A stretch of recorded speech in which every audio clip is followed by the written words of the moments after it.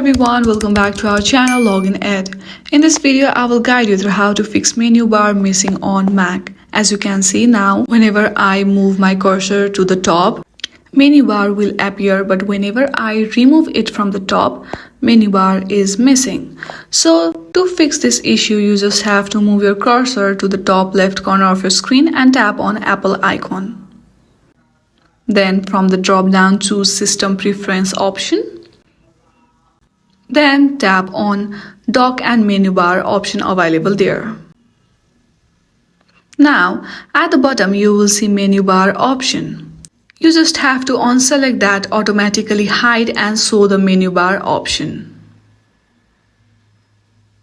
And that was it. You have successfully fixed menu bar missing issue on your Mac.